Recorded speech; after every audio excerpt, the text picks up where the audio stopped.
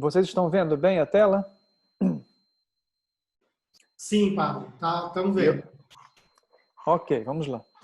Então vamos falar um pouquinho sobre a evangelização digital no âmbito diocesano. Porém, por mais que eu tenha recebido esse tema diocesano, é interessante, mas eu preferiria dizer a evangelização digital no âmbito eclesiástico.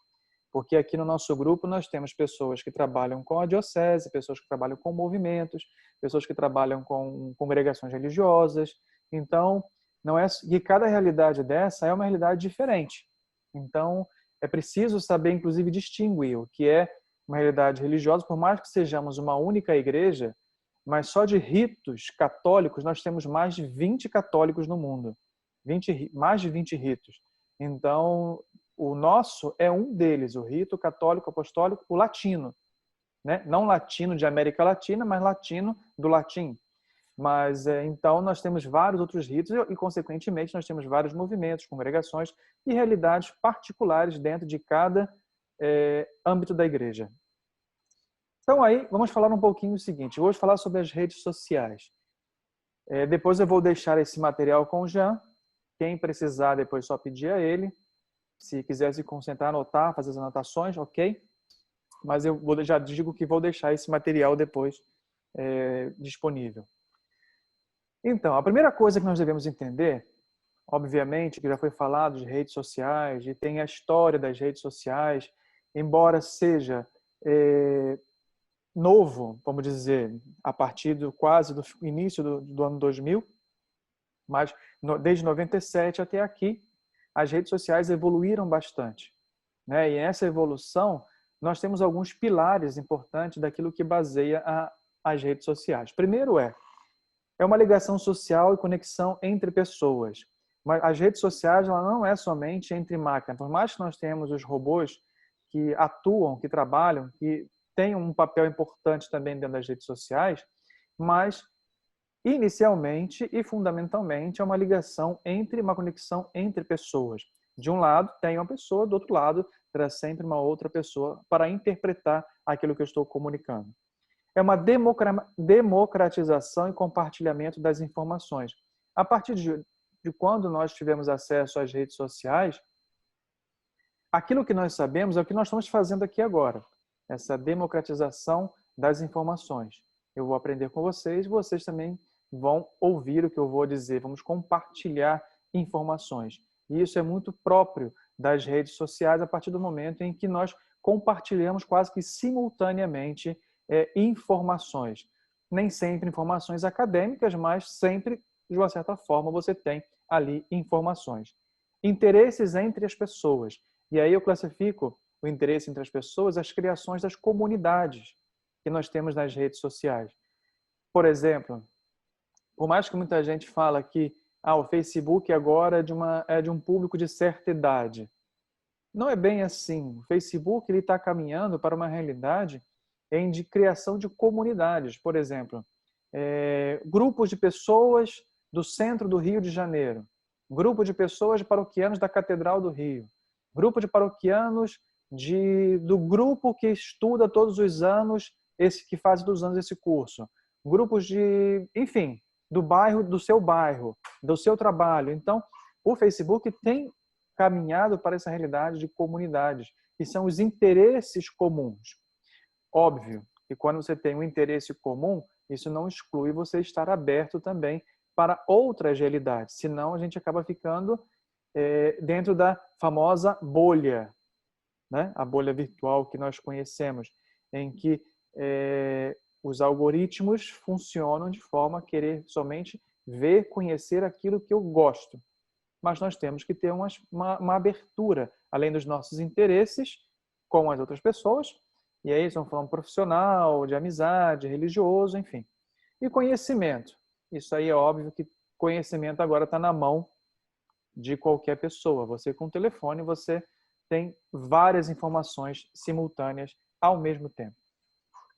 E aí nós pensamos, por exemplo, quando falamos das convergências de informações, se usa muito comum dizer que as redes sociais substituirão a TV e o rádio. Em primeiro lugar, tem que assim ficar claro o seguinte, que a TV e o rádio, quer dizer, desculpa, no Brasil ainda pouco mais da metade das pessoas tem acesso à internet. Então, já começamos por números, porque nem todo mundo tem acesso a redes sociais, à internet. Creio que a média de 56% de brasileiros possuem acesso à internet. É um grande número para um país de mais de 200 milhões de habitantes. E aí, nós temos também a certeza de que em alguns lugares a única forma de chegar é pela rádio ou pelo TV. Principalmente rádio. Para se ter um exemplo, por exemplo, claro, um exemplo, na África, em alguns lugares da África, e até mesmo eu creio talvez do Brasil, muitas pessoas não conhecem o rosto do Papa, mas muitas pessoas conhecem a voz do Papa, porque a única forma que chegou que o Papa chegou até esses lugares, foi por meio da rádio.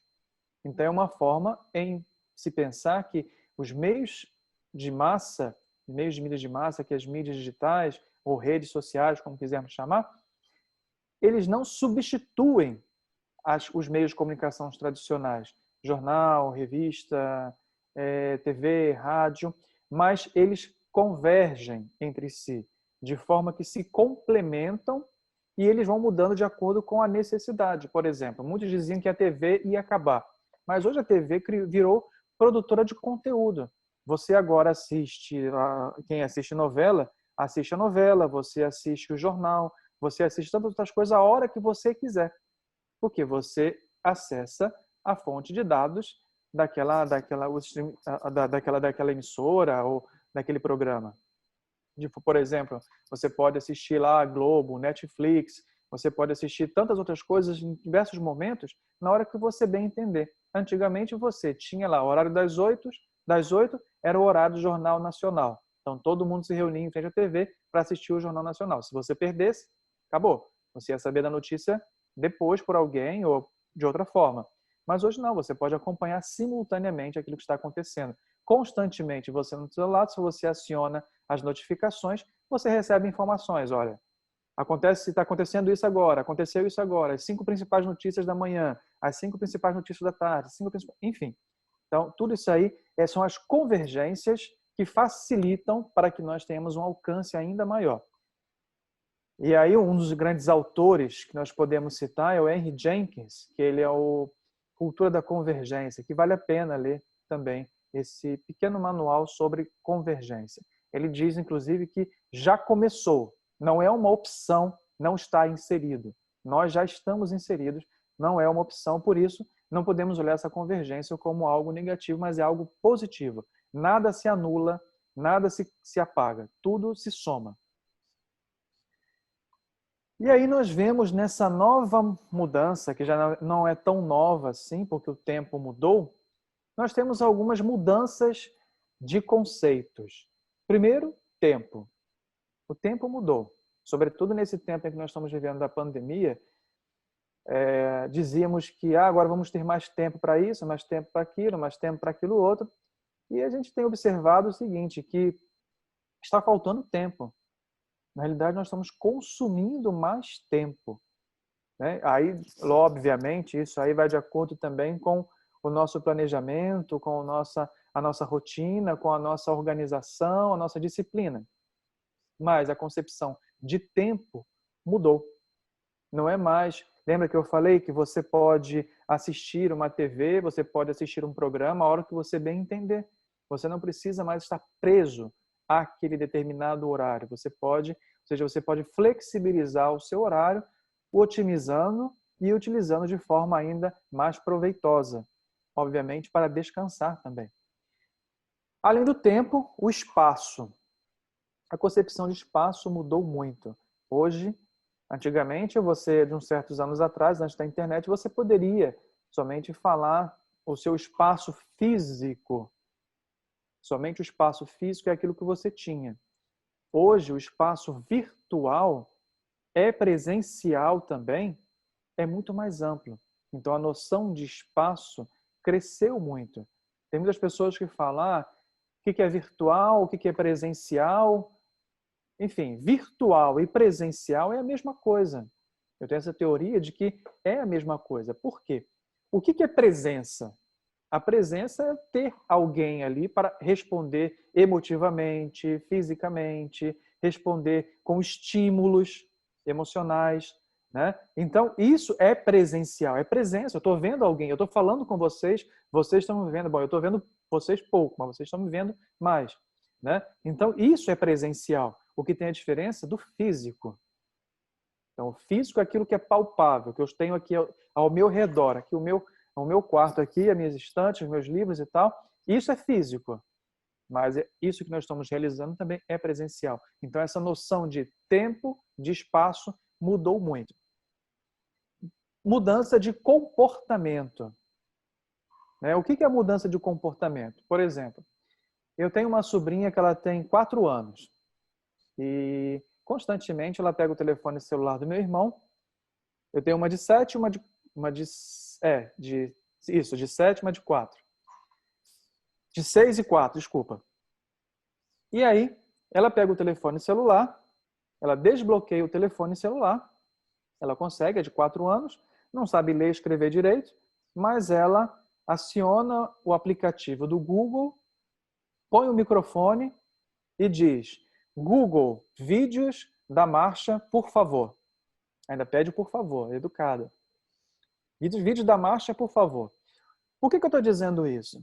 Porque, inclusive, eu dizia para ela, olha, você quando assistir o vídeo, você vira o telefone porque você vê em tela cheia. E ela me respondeu, com 4 anos, não, tio, eu vou ver assim, desta forma que o vídeo já está terminando e rolando o dedo no telefone e embaixo já tem os outros vídeos que eu quero assistir.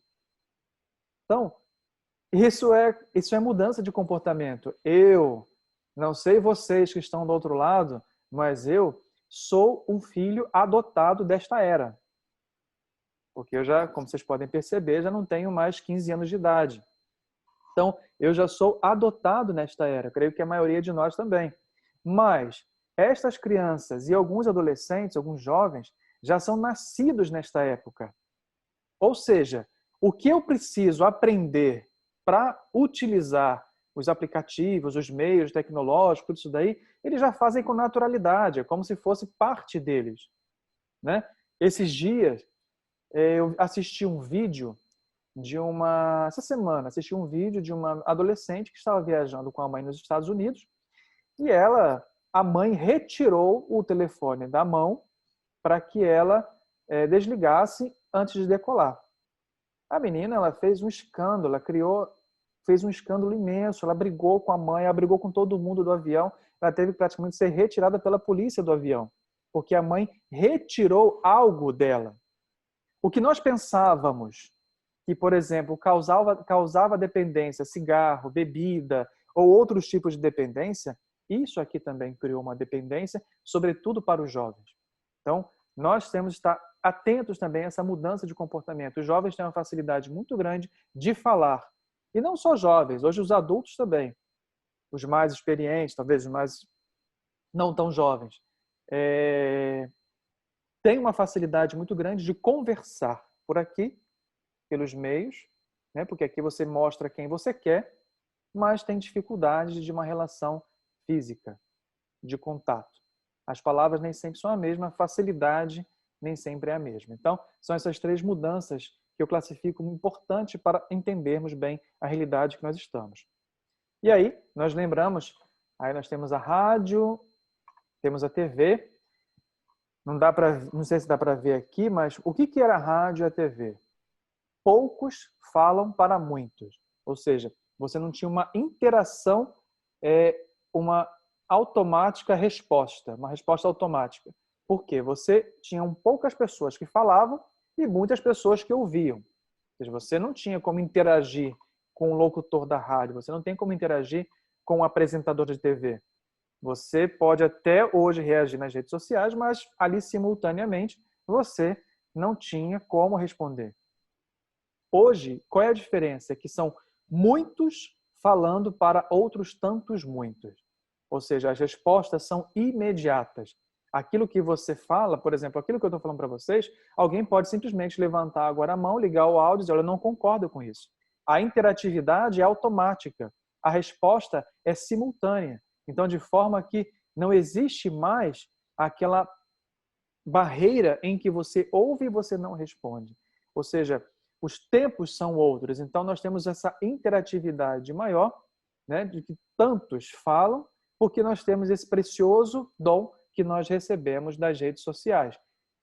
Vamos ver que alguém vai adivinhar que dom é esse que nós recebemos com as redes sociais. Voz. Todos nós que estamos agora com o microfone desligado, né? O Jean tirou o nosso dom, tirou o dom de todo mundo, né? Mas todos nós temos o dom da voz. E esse dom tem que ser usado com responsabilidade. E esse dom foi dado a partir do uso da internet, das redes sociais. E aí alguns dados, alguns números importantes, né, para que a gente entenda. Normalmente, de forma anual, o HotSuite faz essa pesquisa.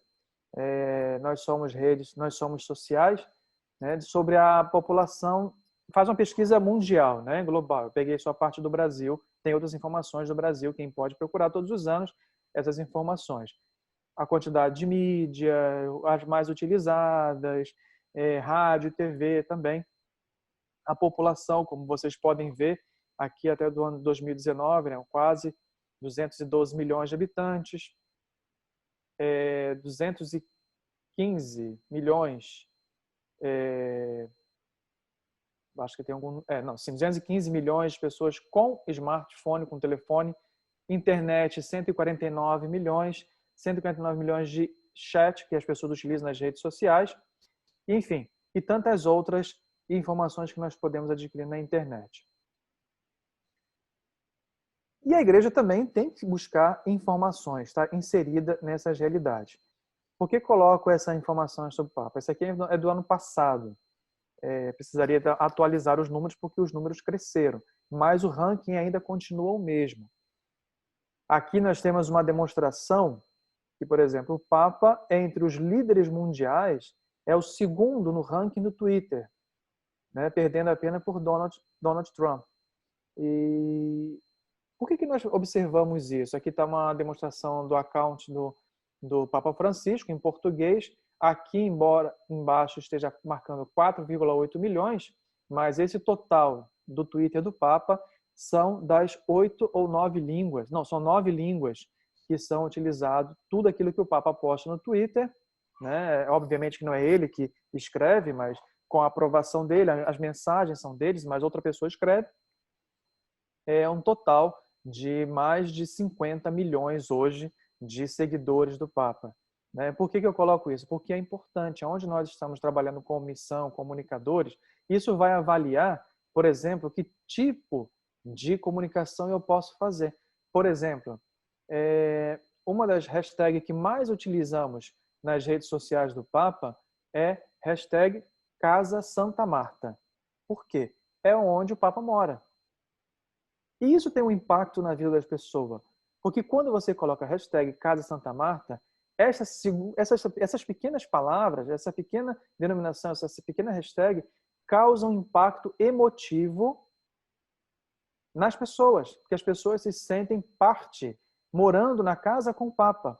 Então você recebe muitas respostas do Papa, muitas respostas das pessoas. Eu me sinto aí, eu estou com o Senhor, eu escutei a missa hoje, eu li a sua mensagem na Casa Santa Marta com o Papa. Então as pessoas multiplicam tudo isso daí. Então, tudo isso nós podemos utilizar para alcançar ainda mais pessoas para que possam ouvir a palavra de Deus, participar desta vida ativa da igreja. Então, não são os números que nós utilizamos, não são somente ao acaso.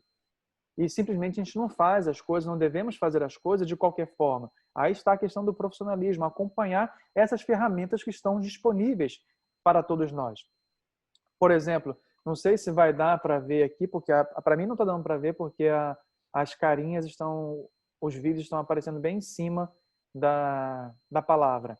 Mas aqui nós temos assim o número de... Está aparecendo aqui, padre. Está aparecendo? Ok. Então, aqui nós temos do lado o número, a porcentagem das línguas que mais tem comentários ou participações. E o mais interessante é que não são palavras escritas, são os nossos emojis. que as pessoas colocam os rostinhos lá de coração, rostinhos de alegria, de mãozinhas rezando. Então, tudo isso aí nós avaliamos para saber como responder também de forma eficiente e que as pessoas também tenham uma interação. E aí eu coloquei essa imagem aqui, a igreja no mundo digital na igreja. Quem pode ver uma diferença bem clara nessa imagem, sobretudo nas letras, no texto que eu escrevi. Tem uma pequena diferença ali. Vamos ver se o Jean sabe, Jean. Consegue ver? O I maiúsculo e o I minúsculo, igreja, instituição, nós, igreja, templo, né? Então, eu coloquei exatamente esse I maiúsculo, a igreja no mundo digital, no sentido que a igreja, enquanto não somente instituição, mas enquanto concepção do que é a igreja teologicamente, criada por Jesus Cristo, formada por homens e mulheres que evangelizam, que levam a palavra de Deus, ela está dentro das redes sociais, dentro do mundo da comunicação. Não é só a partir de hoje que a igreja está participando, que o Papa está falando, né, João Paulo II, mas desde muito antes, com Cristo. Cristo já fez a comunicação, Cristo, por meio das parábolas, por meio dos gestos, dos sinais, Cristo já estava comunicando. E a igreja também, a partir disso. Nós temos documentos na igreja que os papas, já em 1800 e 1900, já falavam sobre a comunicação.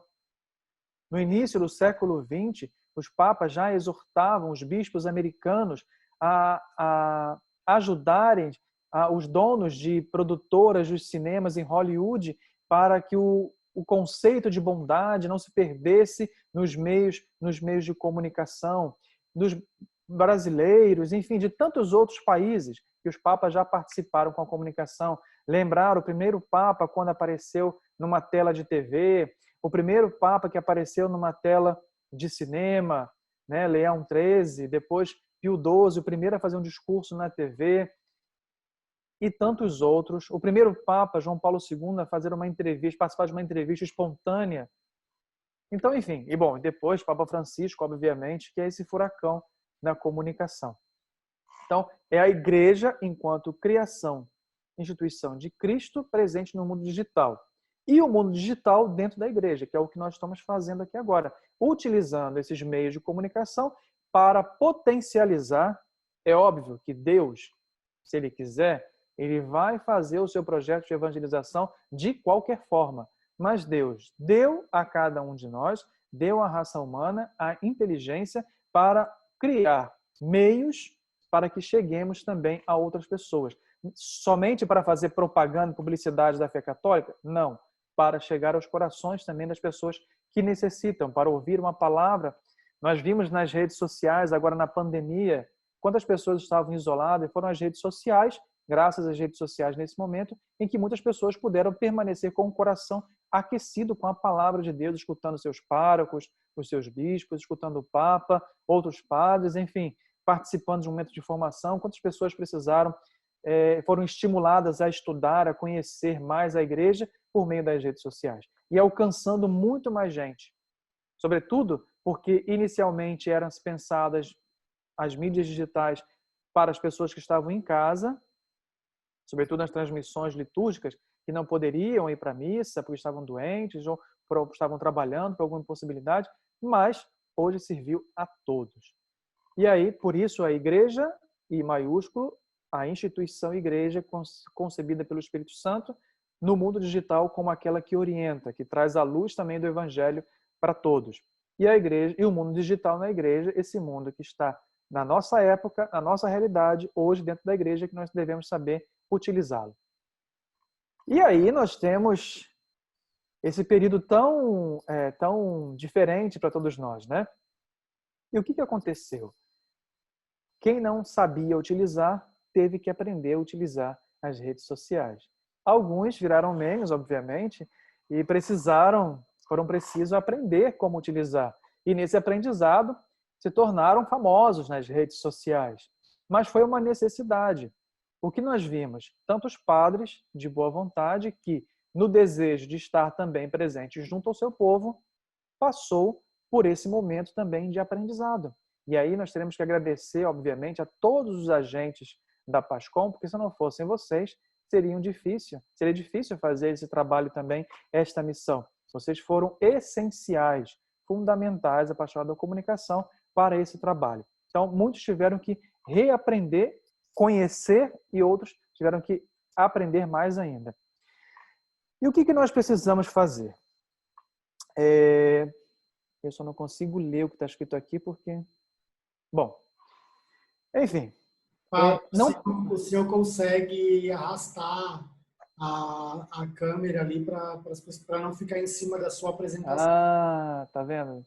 Estou aprendendo mais uma coisa agora. Perfeito. Quando nós olhamos essa realidade, eu coloquei várias fotos, eu não sei se tem de alguma diocese de vocês aqui, eu não sei. Mas eu fui pegando na internet. Mas quando nós olhamos essas realidades, uma coisa que tem que ser o seguinte: as igrejas vão começar a abrir. Algumas já estão abrindo. Estão voltando às suas atividades, né? Mas esse trabalho que já está sendo feito com a comunicação não deve acabar, não pode acabar, tem que continuar, né? Tem que se somar. Lembra do que eu falei no início, da convergência? Então, agora, com as celebrações nos templos, novamente, nas igrejas, de forma física, nós podemos utilizar também esses meios de comunicação para ajudar nessas transmissões, nesses trabalhos. Profissionalizar-se cada vez mais. Nós vimos que padres, jovens, paroquianos começaram a se profissionalizar, continuar esse processo, que isso seja um estímulo para todos vocês. Não ter medo, né? Basta termos sinceridade e honestidade naquilo que nós estamos fazendo nas redes sociais e não precisa ter medo. E nunca perder a identidade. O que é nunca perder a identidade? Posso ser um jovem nas redes sociais, mas continuar lembrando que eu sou um jovem, filho de fulano, de ciclana, membro da Igreja Católica, que penso desta forma, como a Igreja pensa desta forma. Não perder a nossa identidade, tá? Porque existe uma tentação muito grande de mostrar nas redes sociais aquilo que nós queremos que as pessoas vejam, mas devemos mostrar aquilo que realmente nós somos, já que nós queremos agir com transparência. Aqui agora acho que eu não estou conseguindo. Ok. Bom, e aí, deixa eu mudar aqui de novo essa telinha para cá para o canto. Como é que eu faço isso aqui de novo? Padre, tem um lugarzinho que aparece tipo uns quadradinhos pequenos. O senhor consegue colocar um que é isso, tem um quadrado. Sim. Que aí dá já vi aqui. Eu já tô ficando craque nisso já. Bom, e aí, quando a gente fala de técnicas, eu utilizei algumas técnicas muito conhecidas, sobretudo de alguns autores, né, que fala de nós pensarmos o seguinte: pesquisa, programação, realização e avaliação. Gravem essas 4 palavras. Pesquisa, programação, realização e avaliação. Ok, vamos lá. E aí eu apresento esse pequeno esquema para vocês, tá? Não, obviamente não é meu, são 2 autores que trabalham com esses esquemas, que é o Hunger e o Ellen, que depois eu vou mandar para vocês também. O seguinte, é dividido em três fases: a fase filosófica, a fase analítica e a fase operativa. Por que isso? Toda vez que nós pensarmos uma estratégia de comunicação dentro da nossa paróquia, do nosso movimento, nossa pastoral, da nossa diocese, nós poderíamos seguir, existem outras teorias, mas eu escolhi essa, nós poderíamos seguir as 4 palavrinhas mágicas, esse esquema. Ou seja, na fase filosófica, vamos à fase da pesquisa. O que é a fase da pesquisa? É você escanear o ambiente, ou seja, fazer uma avaliação, olhar o ambiente onde você está, paróquia, diocese. Então, você vai fazer, nessa fase filosófica, uma análise externa e uma análise interna. O que é uma análise externa e interna? Bom, análise externa. Quando eu olho em torno da minha paróquia, o que eu tenho em torno da minha paróquia?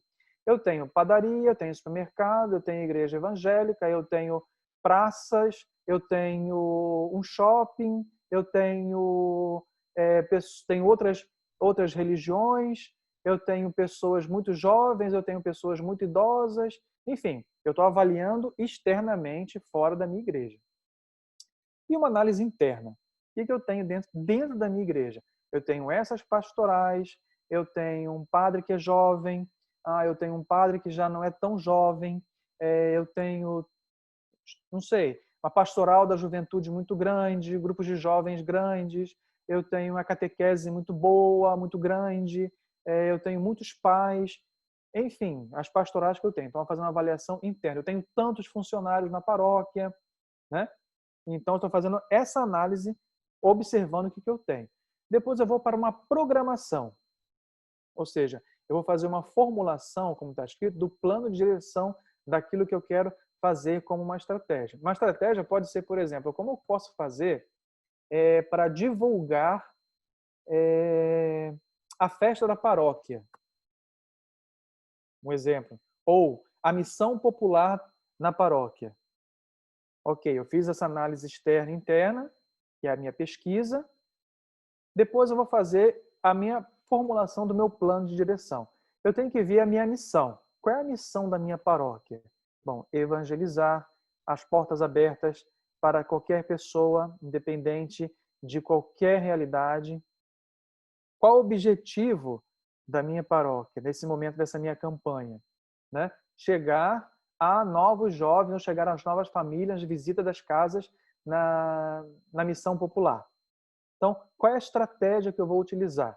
Então, eu vou lá, são 2 casais ou um casal que vai bater de porta em porta, os jovens vão visitar a casa onde tem famílias com jovens, os casais com crianças vão visitar famílias com crianças também, porque se conhecem, porque conhecem a realidade.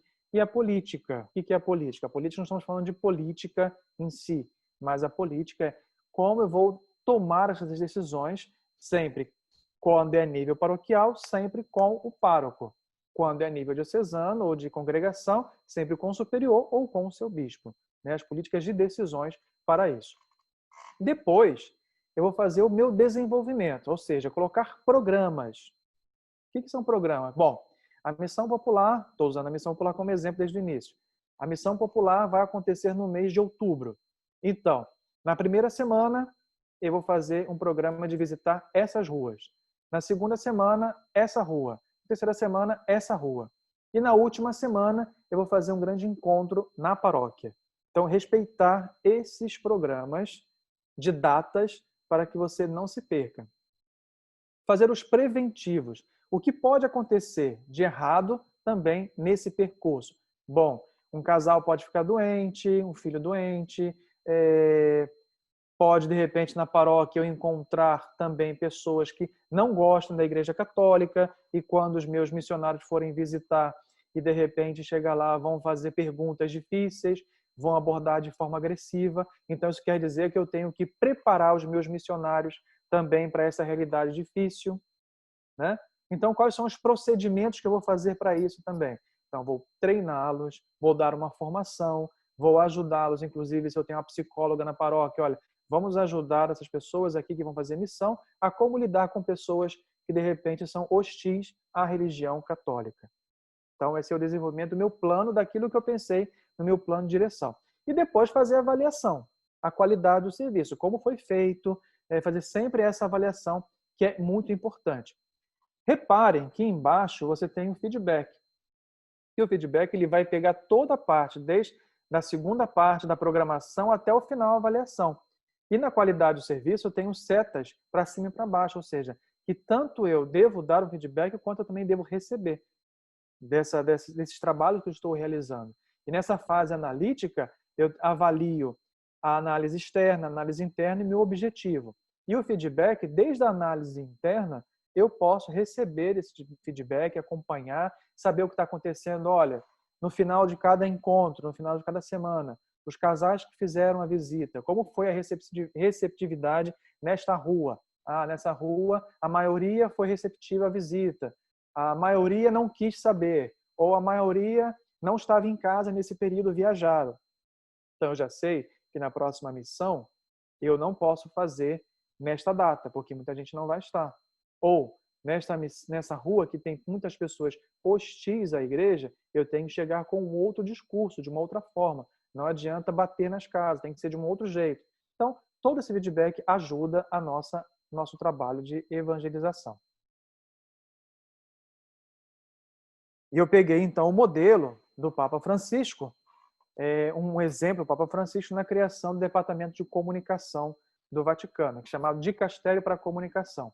Como nós sabemos, o Vaticano é um país, né, como o Brasil, como os Estados Unidos, como qualquer outro país. E dentro desse país, só que é uma monarquia. Só que nesse país existem também os chamados ministérios. O que nós temos aqui, Ministério da Educação, Ministério da Defesa, Ministério da Agricultura, Ministério da Saúde, tudo isso daí, no Vaticano também existem esses ministérios, só que são chamados de congregação ou dicastério. E existe o dicastério para a comunicação, é que tudo aquilo que diz respeito à comunicação da igreja.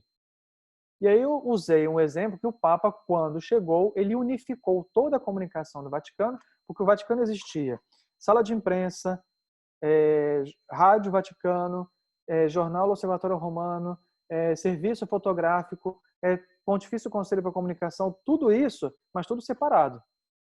Ninguém estava junto. Ou seja, quando o Papa Francisco chegou, ele começou a reforma da Cúria e fazendo essa análise e fazendo essa junção de todos os departamentos de comunicação, transformando em dicastério da comunicação. E o que motivou o Papa a fazer isso? Primeiro, um rigor e transparência econômica, né? Quando você tem uma unidade, você gasta menos. Depois, a convergência das mídias, que é inevitável para qualquer instituição, também a igreja. Depois, os problemas sobre o Vatilix e pedofilia, que foram dois grandes problemas, duas grandes feridas da igreja, né, que foram necessários abordar com mais rigor, né? E isso teve um impacto com a mídia, de forma que a mídia precisava também da igreja estar mais preparada para dar as devidas respostas a essas necessidades. Então, foi feito um estudo daquilo que eu falei, daquela plataforma toda de análise, programação, avaliação, para chegar, então, ao dicastério da comunicação. E foi feito passo a passo. Primeiro, sala de imprensa, Pontifício Conselho e serviço à internet em 2015. Depois, de 2016, Rádio Vaticano, centro televisivo. Depois, o jornal, a editora, o serviço fotográfico, a tipografia. E, por fim, a consolidação institucional do dicastério da comunicação. E é o que nós temos hoje, o Vatican News e o Vatican Media, que é a produção de conteúdo, a produção de vídeos. Jean, quanto tempo eu tenho ainda? Padre, fica tranquilo. Tá, já estou terminando, para não cansar muito vocês também. E aí, nós temos, eu coloquei essas duas mãos aqui pelo seguinte: enquanto organizadores, enquanto pessoas que estão trabalhando com comunicação, com catequese, com outra pastoral, com qualquer movimento dentro da igreja, o que nós podemos oferecer para as pessoas de boa vontade que querem nos ajudar, né? Porque recordemos que quando uma pessoa vem nos ajudar, nós não podemos fazer discriminação. Você não é bom para essa pastoral, você não é bom para esse movimento. Isso não é certo, porque quando uma pessoa vem para nos ajudar, porque ela já sentiu, o Espírito já tocou no seu coração para que ela pudesse colaborar de alguma forma. Então, basta a gente pesquisar ali dentro qual é o dom dessa pessoa para a nossa pastoral, para o nosso trabalho. Então, o que nós podemos oferecer para essas pessoas? Primeiro, querigma, né? O anúncio. Depois, a história, a tradição. Ou seja, nós temos mais de 2000 anos de história e tradição. Com certeza temos alguma coisa para falar, né, para ensinar, para aprender. Então, a cada tempo a sua realidade, mas temos que olhar sempre a história, porque é a história que dá base àquilo que nós planejamos para o nosso futuro, né? A mensagem de Cristo e etc, tantas outras coisas. A promoção humana, ou seja, uma formação que nós devemos dar para as pessoas, tanto formação bíblica, formação litúrgica, uma formação técnica, etc. Sobretudo porque nesse momento em que nós estamos vivendo, não basta só dar aos nossos agentes da Pascom uma formação técnica, mas temos que também ter uma formação litúrgica. Por que o padre está de pé nesse momento? Por que se proclama de pé? Por que canta nesse momento? Por que se ajoelha? Enfim, tem todo um significado para que as pessoas que estão nos acompanhando de longe entendam também. Por exemplo, tem muita gente que acha que você participar da missa pelas redes sociais, de modo streaming, você está recebendo uma comunhão de segunda categoria. Ou seja, o padre está recebendo a comunhão de primeira espécie e nós, que estamos assistindo pela TV, pelo rádio, pelas redes sociais, estamos recebendo uma comunhão de segunda categoria. Está errado. Por quê? Porque quando o padre celebra, e quando eu estou assistindo também, eu estou participando daquele momento da comunhão da palavra, eu estou participando da comunhão entre os irmãos que estão ali comigo, na minha casa, no meu isolamento. Eu estou privado das espécies eucarísticas, mas eu estou participando também da comunhão. Então, tudo isso precisa aprender para quem vai fazer o comentário. Então, são formações bíblicas, litúrgicas e principalmente as técnicas para utilizarmos cada vez e sempre melhor. E agora, nesse momento em que nós estamos vivendo na pastoral, em que nós estamos, algumas dioceses, algumas paróquias, movimentos estão saindo, estão abrindo novamente as igrejas, então muita gente está falando assim, nós estamos voltando para a normalidade. Mas o que é a normalidade agora, depois disso tudo? Não é mais como aquilo nós conhecíamos antes. Então, nós estamos entrando numa nova normalidade. Estamos saindo de uma pandemia, na realidade. E aí, cabe a nós, pastoral, movimentos, ajudar as pessoas a entender essa nova realidade, esse novo conceito. Nós estávamos nos adaptando a fazer tudo pela internet, agora vamos nos readaptar novamente, a fazer fora um pouco da internet. Então, tudo isso precisa de ajuda para entendimento. E aí, nós pensamos o seguinte, tudo na comunicação, sobretudo na comunicação pastoral, na comunicação da igreja, é relacionamento. Lembra que eu falei lá no início, né, que é contato com pessoas, ou seja, de um lado tem alguém, do outro lado também. Então, sempre vai ser um relacionamento. E aí o Papa ele é muito claro, e quando diz que na comunicação da igreja nós não fazemos publicidade.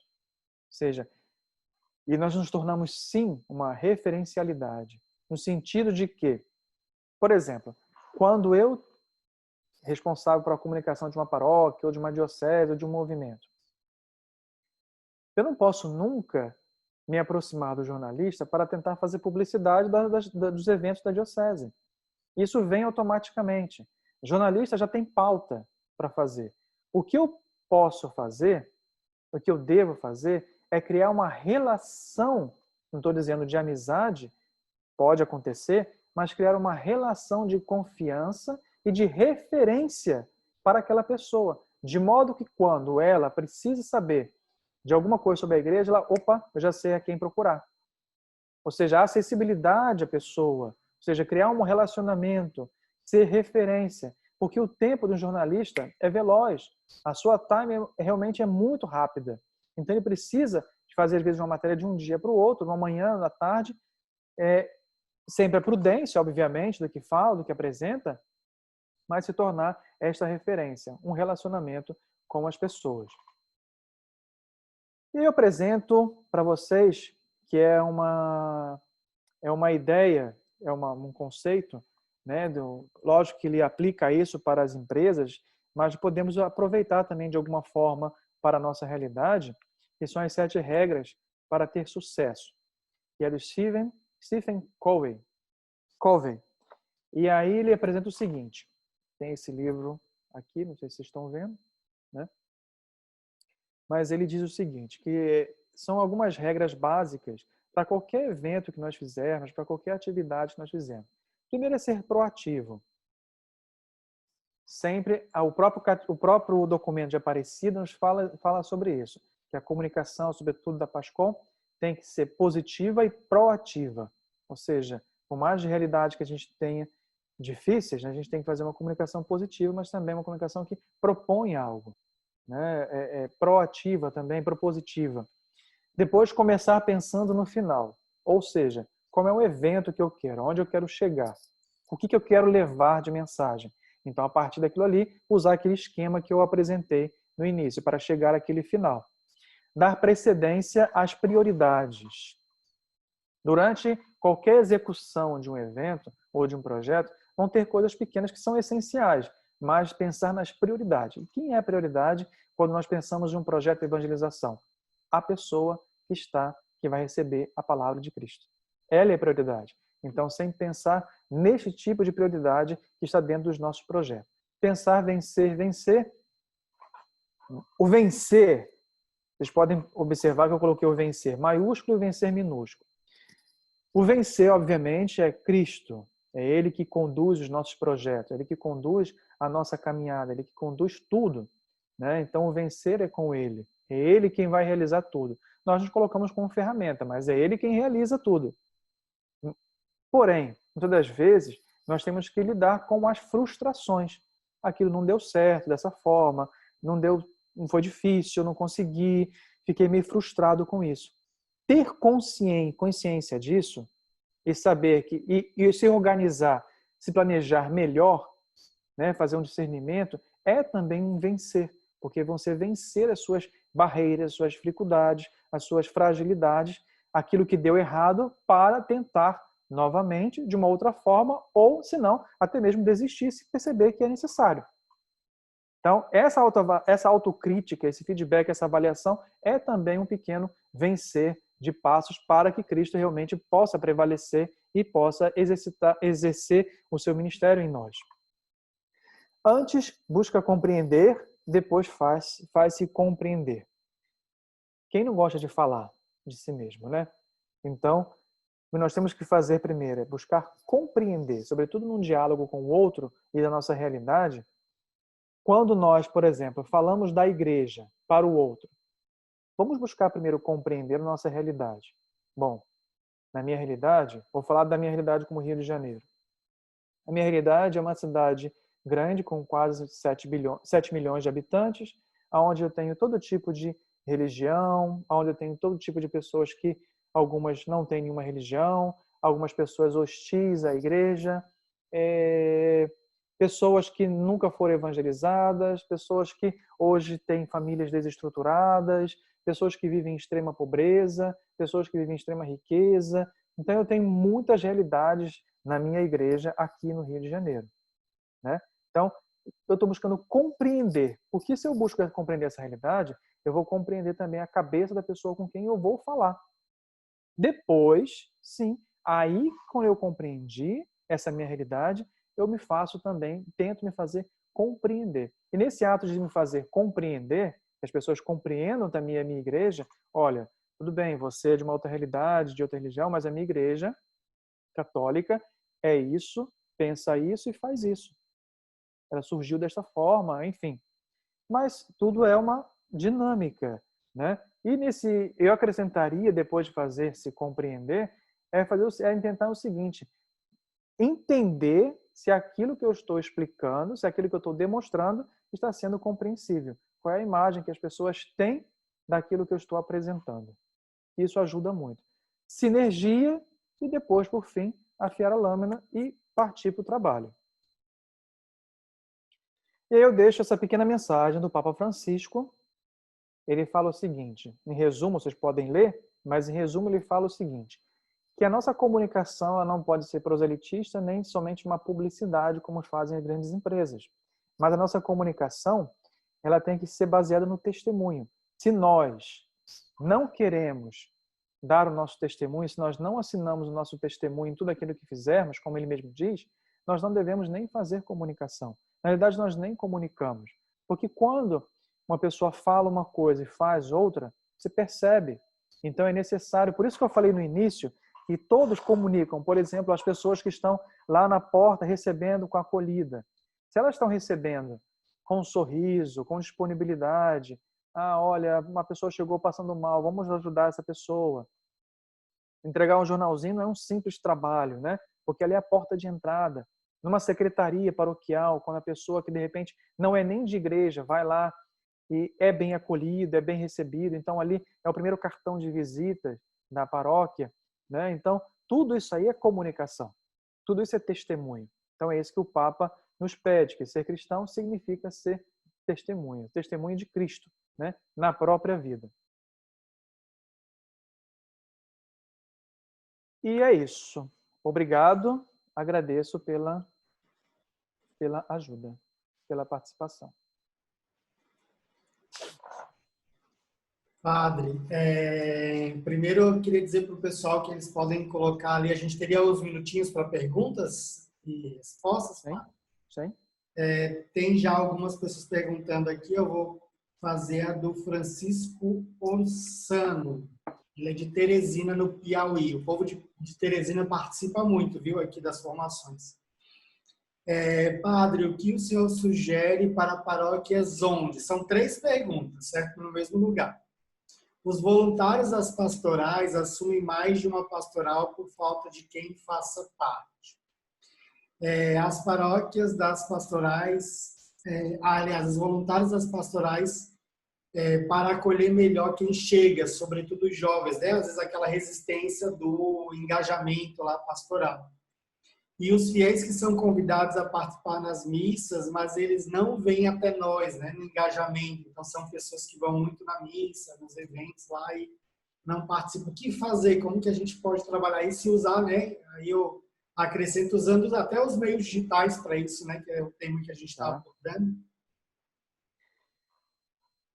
Ok? Então, eu acho da seguinte forma, que tudo faz parte também entendam bem a palavra que eu vou usar, da sedução, né? Como eu vou utilizar para seduzir, né? Para encantar, melhor dizer, para encantar. Porque imagina se eu faço o seguinte, imagina se eu vou chamar o jovem para trabalhar na minha paróquia, na minha pastoral. Olha, gente, a gente tem a pastoral da comunicação e quem quiser depois me procura depois da missa. Eu nem ouvi o que você falou. Mas se eu, por exemplo, apresentar, olha, gente, eu tenho aqui a pastoral da comunicação, um jovem falando, né, para outro jovem.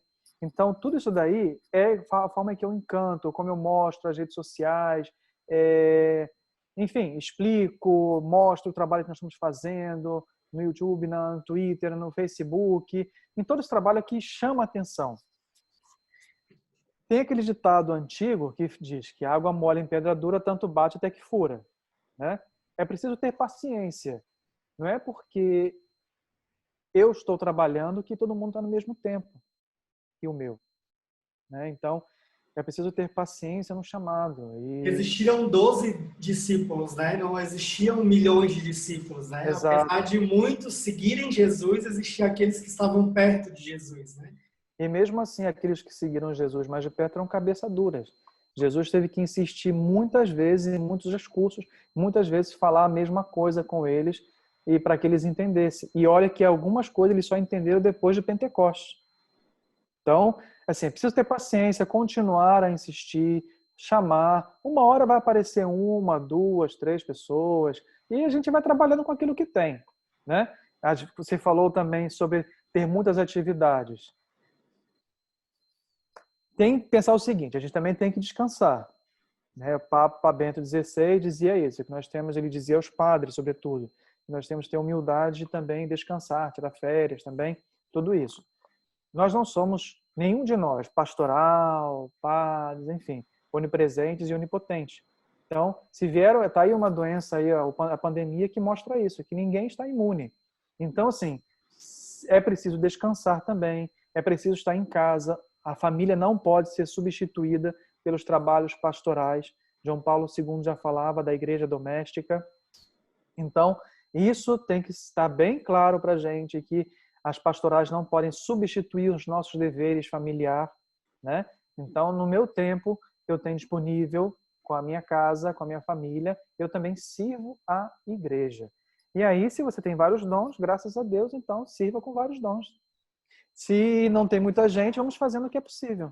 Padre, uma contribuição em relação a essa questão do engajamento, aqui na agência a gente trabalha muito com a parte pastoral, né, principalmente com planejamento estratégico, a gestão da pastoral do dízimo, que acaba tendo muitas pessoas de outros pastorais. E uma das coisas que eu converso muito com os párocos e com coordenadores é o que de fato é prioridade na paróquia, né, na comunidade paroquial. Às vezes nós temos muita coisa, mas essa muita coisa não traz resultado algum para a paróquia, para a comunidade. E aí eu acabo insistindo naquela estrutura, eu até dou sempre um exemplo de uma comunidade que eu atendi fazendo planejamento estratégico, que era uma comunidade em Santa Catarina, numa cidade extremamente rica, onde não há pobre, morador de rua, não tem criança desnutrida. Isso é uma cidade bem Brusque, por exemplo, a cidade de Brusque, que fica no Vale do Itajaí, é uma cidade super rica, muito assim, a classe média alta e tal. E aí essa paróquia tinha, por exemplo, a pastoral da criança. E aí a discussão das senhoras e das agentes pastorais na reunião que eu estava fazendo com elas era o seguinte: Jean, mas o povo a gente não sabe para que entrega a multimistura, para que a gente faz não sei o que e tal. Resumindo, existia um trabalho pastoral desnecessário para aquela região onde a paróquia estava. E aí eu disse para eles o seguinte: olha, vocês têm duas opções. Ou vocês pensam a pastoral da criança para atender outras paróquias, ou seja, por exemplo, eu posso adotar uma paróquia lá da Bahia, do Amazonas, em que eu vou fazer todo um trabalho aqui e levar isso para lá, porque vocês têm uma estrutura legal para isso. Ou então vocês vão repensar a pastoral da criança fora da multimistura, fora de atender o pobre, desnutrido, que não é esse o foco da cidade de vocês, né? E às vezes a gente insiste muito em ter muitas estruturas, quando eu poderia ter menos estrutura e focar naquilo que é essencial. A minha paróquia tem, por exemplo, muito jovem. Por que eu não posso colocar toda a minha força pastoral nisso, né? Então, assim, às vezes nos falta essa visão estratégica, analítica, que o senhor apresentou ali, os roteiros, né? De planejamento e tudo mais. Essa visão analítica nossa e de inteligência evangelizadora, que eu acho que a gente precisa ter mais, né? Assim, o mercado, por exemplo, eu estava vendo como, por exemplo, a Cacau Show instala as lojas dela, né? Existem algumas regras lá que eles utilizam para você instalar uma franquia. Uma delas, por exemplo, é se existe uma loja do Boticário ao lado. Então, se tem uma loja do Boticário do lado, automaticamente aquele ponto, aquela sala comercial que está do lado ali, se está livre, ela já é pré-aprovada para ser uma franquia da Cacau Show. E isso é uma inteligência de mercado. Eles analisaram, porque o cliente da Boticário tem o mesmo perfil do cliente da Cacau Show. A Boticário já fez toda a pesquisa e por isso já facilitou o processo. Nós precisamos ter, às vezes, essa inteligência evangelizadora para definir as coisas, para repensar as ações pastorais, para repensar o nosso posicionamento dos agentes pastorais, né? Tem agente pastoral que às vezes precisa sair daquela pastoral que está há 30 anos para ir para um lugar que ele não sabe fazer nada, para ele aprender coisas novas, né? Ter esse olhar de missão, né? A missão nos coloca num terreno desconhecido, né? A missão, ela nunca é um terreno conhecido. Então, às vezes, eu sair de uma pastoral que eu estou 30 anos e para outra vai beneficiar a pastoral, porque vai ter uma pessoa nova assumindo aquele lugar, e vai me beneficiar porque eu vou para um outro lugar que eu desconheço e eu vou aprender, né? Então, acho que isso é uma coisa importante para a gente ter no engajamento pastoral. Com certeza. Tem uma outra pergunta aqui. Padre, o que o senhor acha de expandir a PASCOM, levando cada coordenador do serviço ou pastoral para que eles deem um feedback para a PASCOM e os grupos, tendo em vista a dificuldade que os servos da PASCOM têm? Eu acho que ela quis dizer no sentido de integrar as outras pastorais, né, na PASCOM. Olha, eu vou dar um conselho. Eu acho que a pastoral da PASCOM, desculpem as outras pastorais que estão aqui presentes, né? Mas acho que a pastoral da comunicação, ela deve permear, deve ser uma linha que passa por todas as pastorais, né? Porque a pastoral da comunicação, ela é aquela que vai projetar, de uma certa forma, hoje com as redes sociais, com tudo aquilo que tem disponível, vai projetar um pouco as atividades das pastorais na paróquia. Ou seja, a forma como a catequese vai fazer o trabalho, a PASCOM pode ajudar. Exatamente. Né? Então, a PASCOM, ela tem que ser essa linha que vai costurando, né, a comunicação entre as pastorais, porque às vezes a gente sabe que ou na diocese, ou no movimento, ou na paróquia, você tem tantas pastorais, mas elas não se comunicam entre elas. Né? Então, assim, a PASCOM, ela pode utilizar E aí eu acho muito válido, acho interessante os membros da Pastoral da Comunicação se encontrar periodicamente com as pastorais. Olha, quais são os eventos de você, da sua pastoral esse ano? Como nós podemos ajudar, né? Não assim, ter um referencial dentro daquela pastoral, que ele vai passar para a pastoral da comunicação, as atividades da pastoral, né, de forma que você possa ajudar na divulgação, né? Às vezes é simplesmente você colocar uma foto no perfil da paróquia, fazer uma descrição do evento que aconteceu, pronto, já ajudou um pouco a pastoral. E você já transformou aquela informação compartilhada. Lembra que eu falei no início? Compartilhar. Redes sociais é compartilhamento, né? Então, eu acho que e ouvir esse feedback é muito importante, tanto da pastoral quanto da pastoral da comunicação. Eu acho que esse diálogo simultâneo é muito importante, e a pastoral da comunicação ela é essencial hoje. Hoje ela está institucionalizada como pastoral, mas ela sempre existiu, alguém que comunicava. Às vezes era o padre que fazia essa relação, normalmente é o padre, é a figura que faz a ligação entre todas as pastorais, mas a pastoral da comunicação pode ajudar o padre, deveria, a fazer esse diálogo para que flua melhor, né, a comunicação dentro da paróquia, da diocese ou do movimento. Tem uma coisa que eu acho interessante, que a gente às vezes não compreende, não só na comunicação, mas, por exemplo, no uso das estratégias de marketing para evangelizar, por exemplo, é que nós usamos uma parte da comunicação, uma parte do marketing. Por exemplo, o marketing, eu posso usar ele desde o desenvolvimento de um produto ou serviço até a sua distribuição, a sua divulgação. E às vezes a gente pega a parte só da divulgação e utiliza ela. E eu esqueço, por exemplo, que eu posso pegar dados, analisar dados que o marketing digital, por exemplo, me proporciona, para desenvolver um novo projeto evangelizador. Inclusive, numa das palestras dessa semana, padre, eu dizia justamente isso. Eu posso pegar, por exemplo, a análise das palavras-chave mais pesquisadas no Google para definir o tema de um curso meu na paróquia. Em vez de eu definir no achômetro, eu acho que as pessoas querem ouvir sobre Nossa Senhora Desatadora de Nós. Pronto, é isso que eu vou falar, porque eu acho isso.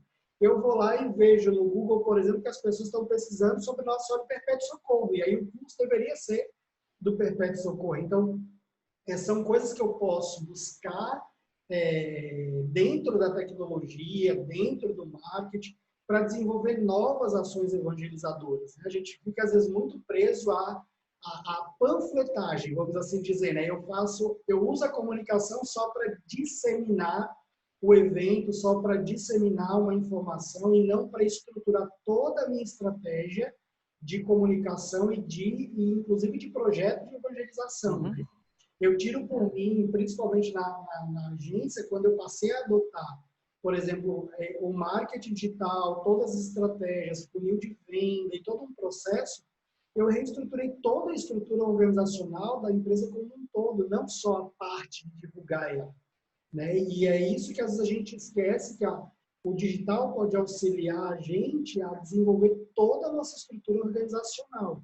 Né? Quando se fala de transformação digital, por exemplo, né? Não está ligado só à divulgação das coisas, está ligado a como eu faço as coisas, como eu me relaciono com o meu cliente, como eu desenvolvo a gestão do meu negócio, da minha empresa, né? Então, o quanto o digital impacta, e ele pode impactar mais, né? Um outro ponto, e aí eu até queria saber do senhor o que o senhor acha, afinal, o senhor tem contato demais com a parte institucional da igreja. Uma vez eu conversava numa formação se eu não me engano, foi de um regional da Pascom aqui de São Paulo, e a gente estava conversando numa reunião e se falou sobre investimento, né, na comunicação. E aí eu acho que era o bispo de BH, perguntaram para ele, e aí já abriram para a pergunta e eu disse a ele, né, como ele encarava assim, o fato de o clero, como que o clero veio, o que poderia ser feito para mudar essa cultura de que comunicação não é despesa e sim investimento. A igreja investe, por exemplo, R$ 100.000 num projeto arquitetônico e de engenharia para construir um templo, porque ela sabe que aquele telhado pode cair na cabeça dos fiéis e isso existe uma responsabilidade. Mas ela, às vezes, não consegue investir, por exemplo, recurso financeiro para a comunicação, mesmo que isso tenha um reflexo direto no impacto da presença dos fiéis na igreja. E uma igreja sem fiel é uma igreja morta, não existe, na verdade, né? Então, quanto mais eu invisto na comunicação de forma estratégica, não no sentido só de publicidade, não é isso, mas como um olhar de evangelização profundo, mais profissional, o quanto isso impacta. Então, como que o senhor vê, principalmente agora após a pandemia, né? O que o senhor sente no clero, como o senhor percebe isso? Acha que vai mudar esse olhar, né, de investimento? Olha, eu acho que sim, já tem mudado muito, né? Muitas pessoas já têm falado, inclusive, que muitos padres já estão investindo mais, muitas dioceses. Eu acho que a partir desta pandemia, um dos bens do que ela trouxe foi isso, é mostrar que comunicação da igreja, por mais que tenha todo o processo de evolução, não é somente você criar um site, ter o jornalzinho da paróquia, não é só isso, é toda uma estrutura para isso, né? E é claro que assim, tudo é feito com muito equilíbrio. Claro que se o padre precisar investir na reforma da igreja, invista na reforma da igreja, né? Invista de repente em outras atividades, enfim, mas que não se esqueça de todos os detalhes, como você mesmo disse, né? E às vezes a gente encontra membros da pastoral da comunicação frustrado porque queria investir mais e o padre não quer e tal. Tem que ter um pouco de paciência. E às vezes não é basta simplesmente chegar, padre, precisa comprar isso para a comunicação. A gente pode imaginar o seguinte: imagina se a paróquia tem 30 pastorais. Cada pastoral vai dizer, padre tem que comprar isso, padre tem que comprar aquilo, padre tem que comprar aquilo. Ok, se for comprar para todo mundo, não vai nem conseguir construir o templo, né? Então tem que fazer o seguinte: quando for apresentar a necessidade, apresenta, escreva, olha, padre, escreva tudo, os detalhes, olha, é isso aqui, eu pesquisei o mais barato, com a qualidade melhor, sem perder muita qualidade, isso aqui, nós tínhamos isso aqui, nós fazíamos dessa forma, com esse material que eu estou apresentando para o senhor, nós poderemos fazer desta forma, que vai ser bem melhor, que vai ser isso, vai ser aquilo. Então, assim, não basta simplesmente dizer, olha, tem que comprar isso aqui, padre. Claro, nem eu achar que eu compraria. E eu Tá acho bom, eu vou que pesquisar. Mas vamos, com equilíbrio, pensar o seguinte: o objetivo é sempre a evangelização? Mas temos que nos colocar também no lugar dos outros. Temos que colocar no lugar também das pessoas que têm o recurso e que precisam também administrar igual para todos, né? Para todas as pastorais, todos os movimentos. E isso requer também tempo e preparação e um pouco de paciência. E como eu falei, prepara o projeto, mostra o antes, o que pode ser depois, e tudo assim, e vai, e como eu falei, água mole em pedra dura, vai insistindo, né? Uma hora vai acontecer. sim, eu acho que eu até escrevi um artigo sobre isso, sobre as oportunidades que a Pascom pode aproveitar. Eu coloquei o link ali no chat para o pessoal. Que nós às vezes queremos que o padre, por exemplo, ele invista em algo que ele não sabe nem se vai ter resultado. Às vezes eu posso fazer uma pequena ação, gerar um pequeno resultado, dizer, olha, padre, eu fiz isso e funcionou. E aí isso vai dando motivação para que eu possa investir naquilo. Então, quanto mais eu tentar fazer pequenos experimentos, testes na comunicação e apresentar os resultados disso para a comunidade, mais isso vai fazer sentido de ter investimento, né? A ideia que nem aqui na empresa mesmo. Um funcionário chega para mim e sugere para eu fazer algo. Se ele chegar para mim e dizer assim, investe R$ 10.000 sei lá, num curso para eu fazer. Mas se eu não vejo valor naquele investimento, que ele previamente foi trabalhando comigo para me convencer daquilo, eu não vou investir R$ 10.000, por exemplo, na formação dele. Agora, se ele já demonstrou valor, ele produz conteúdo, ele é um profissional que tem dado muito à empresa, e ele ainda, se ele vai ser ainda melhor, pô, não, peraí, eu acho que vale a pena o investimento, né? Então, acho que às vezes a gente precisa ter esse olhar na comunicação da igreja é como que eu posso entregar pequenos resultados? Como que eu posso fazer para o meu bispo, por exemplo, da minha diocese, ele investir, sei lá, num software de e-mail marketing? Quando eu começo a fazer e-mail, mandar para os padres, todos comunicando sobre determinada reunião do clero, e esse e-mail começa a ter resultado. Então, esse tipo de ação, de experimentar, de teste, eu acho que tem grande resultado nesse sentido, né? Padre, nosso tempo já deu. Eu quero agradecer a sua presença, agradecer o convite, né? Que o senhor aceitou. Eu fiquei muito feliz. É uma honra tê-lo nesse evento. Eu fiquei, quando o senhor aceitou, eu disse, graças a Deus, vai dar certo. Então, tá. Aí encerramos com chave de ouro. Eu quero dar alguns recados aqui para vocês que ainda estão na sala. É o seguinte, eu botei ali o link da pesquisa de satisfação. Eu queria pedir, se você puder responder. A gente fez a pesquisa de cada palestrante, então a gente gosta ali de receber o feedback de vocês para os próximos eventos. Se você tiver tema para a gente fazer as próximas semanas da evangelização, coloca lá nos comentários para a gente, ou pode mandar via direct no Instagram da Dominus também, porque a próxima semana da evangelização é daqui 2 meses e a gente pode já pensar em novos temas, tá bom? Uma novidade é que a gente vai ter a segunda edição do Conexão Evangelizar.